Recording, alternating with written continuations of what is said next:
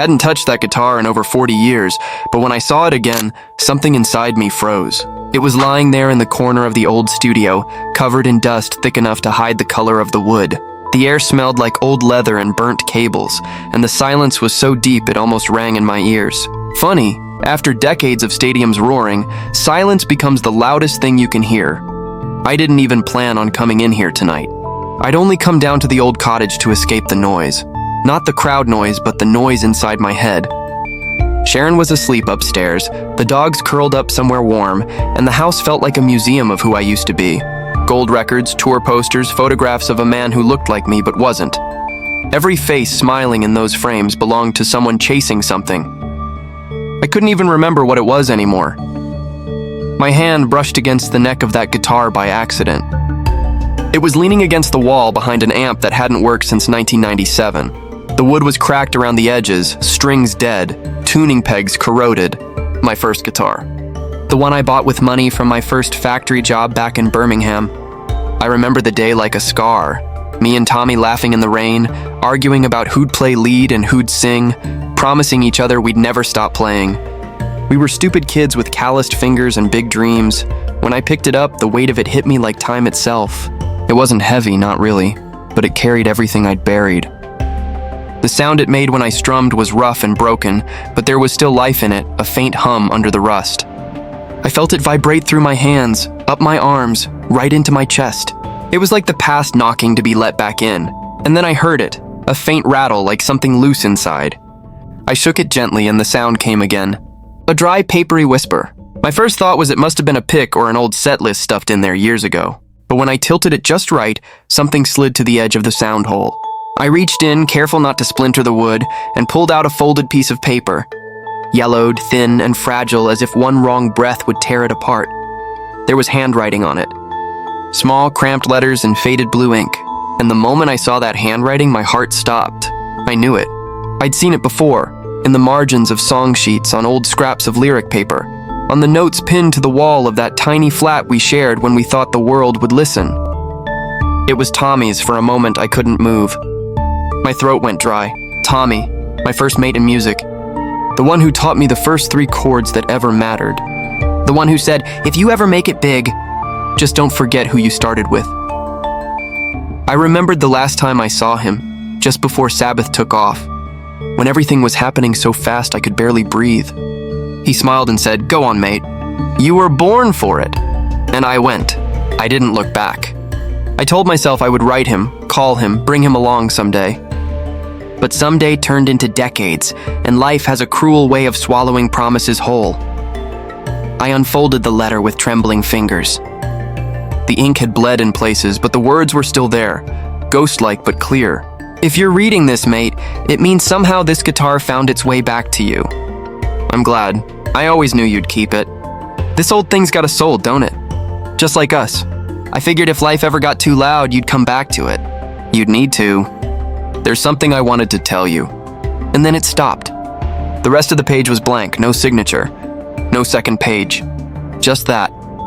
A half-written message from a man long gone. I sat there staring at it, my hands shaking. The fire in the fireplace had burned down to nothing, and the shadows crept longer across the floor. I kept reading the words again and again, as if more might appear if I looked hard enough. But it stayed the same, unfinished, like everything we never said to each other. I tried to remember what had happened to him. I heard once that Tommy got sick, maybe an accident, maybe worse, but I never asked. I was too busy being Ozzy Osbourne. Too busy running from one show to the next, too drunk, too proud, too scared to look back. And now, here he was again, reaching out from the past through the hollow of a forgotten guitar. The silence of that room turned heavy, like it was listening. I could almost hear his laugh, that sharp, boyish laugh he used to have when he teased me about my voice. I could hear him saying, "One day they'll be singing your songs, mate." And I could almost answer, "Wish you were here to hear it." I set the letter on the table and just stared at it. It felt like holding a ghost. Every chord I'd ever played, every lyric I'd ever written, it all came rushing back to this one simple truth. None of it would have existed without him. Without that guitar, without that beginning, I picked it up again and strummed, slow and gentle. The sound was ugly, the strings barely held tune, but underneath the noise there was something beautiful, something that sounded like memory itself. I tried to play the first song we ever wrote together. Morning Star, I think it was. The notes stumbled out, cracked and uneven, but I could almost hear his harmony next to mine. Soft and sure, and for a second, just a second, it felt like he was there. I stopped playing, my throat tight, and looked back at the letter. Maybe it was stupid, but I whispered into the empty room, "What were you trying to tell me, mate?" The wind outside shifted, making the window rattle. Somewhere in the walls, an old board creaked. It almost felt like an answer. I sat there for hours, lost between the past and the now, staring at that guitar. The clock ticked quietly, but I barely noticed. My thoughts kept drifting back to the life we'd shared before everything changed. The smoky bars, the laughter, the hunger. I remembered the smell of cheap beer and sweat, the feel of calloused fingers on strings that barely held tune. We were raw then, wild, untamed. Music wasn't business. It wasn't fame. It was survival, and somewhere along the way I'd lost that. I ran my hand along the guitar's body, feeling every scratch, every dent. Each one was a story, a gig, a night when we thought we were invincible. I'd carried this thing through the storms of youth, then left it behind when the real storm hit. Fame, pressure, expectation. I'd traded it for gold-plated instruments, expensive amps, and audiences I couldn't even see past the lights. But this old, cracked piece of wood felt more real than anything I'd held in years. The letter lay open beside me. I couldn't stop staring at that unfinished line. "There's something I wanted to tell you." What had he meant to say? Was it forgiveness, regret? Some truth about our past that never reached me? I thought of all the people I'd lost over the years. Bandmates, friends, strangers who came and went through the haze. So many gone too soon. You start to think you're cursed when you outlive the ones who built you. I poured myself a glass of water. No whiskey tonight. Didn't feel right. The air was too sacred for that. I walked out to the back porch, still holding the letter. The night was cold, stars bright enough to burn. I looked up, half expecting the sky to answer. It didn't, of course. But something stirred inside me, a pull. A voice saying, "Find out." I went back inside, sat down again, and pressed the letter flat. There had to be more. Maybe there was another page that got lost. Maybe something else hidden inside the guitar. I checked again, nothing. Just that one page, one unfinished message. Still, I couldn't shake the feeling that this wasn't the end. That the letter was waiting for me to do something with it. The next morning, I called an old friend, one of the few still around from the early days. He remembered Tommy. "Good lad," he said. "Never got over when you left, though." The words hit me harder than I expected. That night, I couldn't sleep. I kept hearing that line in my head. If life ever got too loud, and I realized that's exactly what had happened. Life had gotten too loud. The fame, the chaos, the endless noise, it had drowned out everything that once mattered. I got up, sat at my desk, and picked up a pen. I started writing. Not a song, not lyrics, just thoughts. Memories. Maybe it was a letter of my own. One he'd never read, but one I needed to write. "Tommy," I wrote. "I found your letter. Took me 40 years, but I found it. You were right, mate. Life did get too loud. I forgot who I was. But holding that guitar again, it's like hearing your voice through the wood. You kept your promise. You brought me back." I stopped, tears blurring the ink. I laughed quietly at myself. Ozzy Osbourne crying over an old guitar like a kid again. But it felt right. For once it felt human. I placed the letter, his and mine, side by side on the table. Two halves of a conversation that time tried to bury but couldn't. When I finally went to bed, the house was still. But before I turned off the light, I looked back at the guitar one last time. The moonlight caught the edge of the wood, and for a split second, it looked almost new again, as if time itself had forgiven it. I don't know what woke me later that night. Maybe the wind, maybe something else. But I could swear I heard a faint sound from the studio. One soft note, like a single string plucked gently in the dark. I didn't move. Didn't breathe. Just listened, and then it was gone. Maybe it was my mind playing tricks, maybe it wasn't. But I smiled. Because if ghosts could talk, that's exactly what Tommy would have said. Not words, just music. I closed my eyes and whispered, "All right, mate. I hear you." And for the first time in years, I slept without dreams. I woke up before the sun that morning, long before the world started moving. And for a while, I just sat there staring at the ceiling. The air in the house felt heavier than usual, like it was full of ghosts that had finally decided to come home. I didn't want coffee. I didn't want breakfast. I wanted answers. That letter had clawed open something inside me I thought had died a long time ago, and now there was no putting it back. Tommy's handwriting was still burned into my mind, that unfinished line looping over and over in my head. "There's something I wanted to tell you." It wouldn't stop. It felt less like words and more like a pull, a call I couldn't ignore. I went out to the old shed behind the studio, dug through boxes until I found an old notebook from the early Sabbath days. The pages smelled of smoke and beer, edges yellowed, lyrics scribbled in madness. In the back, I found a list of numbers, phone numbers, addresses of old pubs in Birmingham, people we used to know. I hadn't looked at that list in decades. Half those people were probably gone, the rest scattered across time. But one name caught my eye: Pete Steele Moran. He'd played drums with us before Sabbath even had a name. If anyone knew what happened to Tommy, it'd be him. I called the number expecting a deadline, but someone picked up on the third ring. A groggy voice said, "Who's this?" I hesitated. It felt ridiculous saying it out loud, but I did anyway. "It's Ozzy." Silence. Then a breathless laugh. "Bloody hell, Ozzy! You alive?"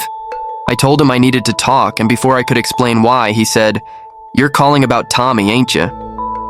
My heart dropped. "Yeah," I said quietly. "You know what happened?" Pete sighed, long and tired, like he'd been waiting years for that question. "Last I heard, he stuck around Birmingham. Played small pubs, did some teaching. He was a good bloke, Oz, never said a bad word about you. Said you were meant for the big stage. But he weren't the same after you left. Something broke in him. Heard he got sick later. Cancer, maybe. His sister would know. Margaret, that was her name. I thanked him, wrote down her address, and hung up. The house was silent again, but the silence didn't feel the same anymore. It felt like a direction. I packed a small bag, grabbed the letter, and got in the car. The drive back to Birmingham was long, the road stretching through gray skies and ghost towns that used to mean something. Every mile felt like peeling back another layer of time. When I reached the neighborhood, it barely looked alive. Rows of brick houses slouched against each other, windows boarded up, old curtains faded by sun and memory. Kids didn't play here anymore. Even the air smelled like rust. I parked outside what used to be the old pub where we'd played our first gig. The sign still hung above the door, the King's Cross Tavern, faded letters clinging to the wood like they knew they'd outlived their purpose. Inside, the air was thick with stale beer and nostalgia. An old man behind the counter looked up as I entered, his eyes narrowing. Then he squinted again, and his face cracked into a smile. "Well, I'll be damned," he said. "Ozzy Bloody Osbourne," I laughed softly. "Used to be." He poured me a pint without asking. "You looking for ghosts, lad?" he asked, half joking. "Something like that," I said, pulling the letter from my pocket. "You remember a bloke named Tommy Dawson?" His face changed instantly. The humor drained out, replaced by something heavy. "Aye," he said after a moment. "Quiet lad. Played that old Gibson like he was born with it. He never stopped talking about you. Said you'd be back one day." He disappeared into the back room and returned holding a photo frame wrapped in dust. He wiped it with his sleeve and handed it to me. "That's the two of you. First gig right here. 17 years old, scared out of your minds." I looked down at it, me with wild hair and nerves in my eyes, Tommy grinning beside me, guitar in hand. We looked like brothers who hadn't yet learned how cruel the world could be. My throat tightened. "He's gone, isn't he?" I asked quietly. The man nodded. "Been years now. But his sister still lives 2 streets over. Margaret, she'll want to see you." I thanked him, left a note and a tip, and walked out into the cold afternoon. The street felt smaller than I remembered, or maybe I'd just grown too big for it. I found the house easily enough, a little brick place with ivy climbing up the walls and lace curtains half drawn. I hesitated before knocking, my hand hovering midair. What was I even supposed to say? "Hi, I'm the bloke who left your brother behind to chase fame." But before I could turn away, the door opened. A woman stood there, white-haired but sharp-eyed, her face lined with years and kindness. "Can I help you?" she asked, her voice cautious. "Margaret?" I said softly. She nodded. I'm Ozzy Osbourne." Her eyes widened, then softened. "Of course you are," she whispered, like she'd been expecting me. "Come in, love. I was wondering when you'd show up."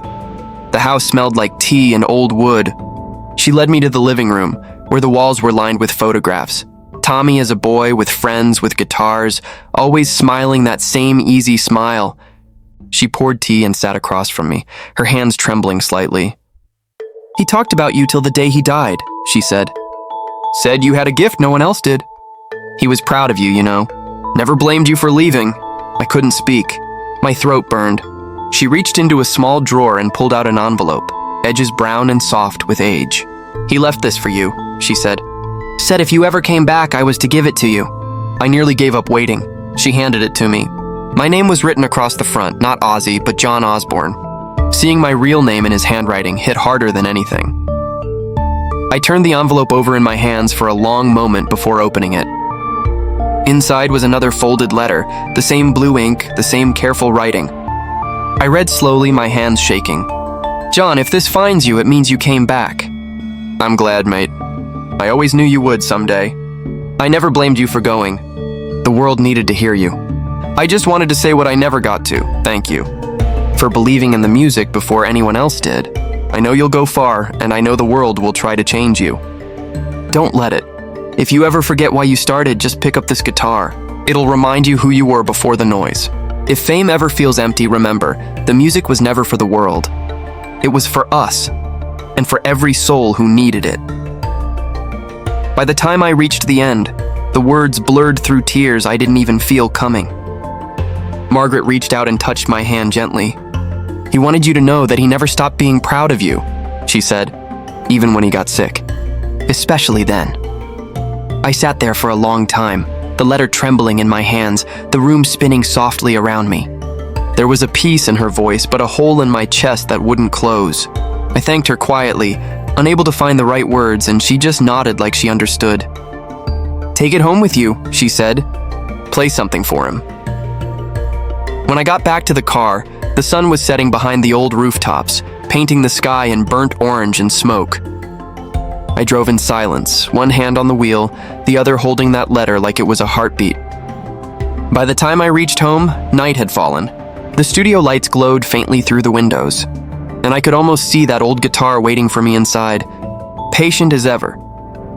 I set the letter on the table next to Tommy's first note and just stared at them both. 2 pieces of paper bridging 4 decades of silence. Then I reached for the guitar. The wood was warm from the day's heat, the strings still rough but familiar. I tuned it slowly, the notes soft and uneven. I hit record on the mic, not because I wanted to release anything, but because I needed proof that this moment existed. I started to play. No backing tracks, no edits, no filters, just me and that guitar. The song came on its own, soft, trembling, honest. I called it the letter that played itself. Every chord carried a memory. Every lyric was a confession. I found your words where the silence slept, in the hollow wood where the echoes wept. You said the noise would fade away, but music's soul is here to stay. I sang until my voice cracked, until my fingers bled against the strings. When it ended, I let the silence linger. It felt right. I uploaded the song quietly that night, under no label, no name, just for TD. By morning, the world had found it. People said it didn't sound like the old Ozzy or the new Ozzy. It sounded like someone remembering what it meant to be alive. Messages poured in from fans who said it made them cry, who said it reminded them of why they loved music in the first place.